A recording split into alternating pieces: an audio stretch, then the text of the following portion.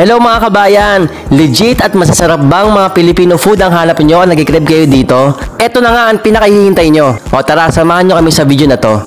Ito ay located sa Salool din sa tapat lamang po ng Rip Mall.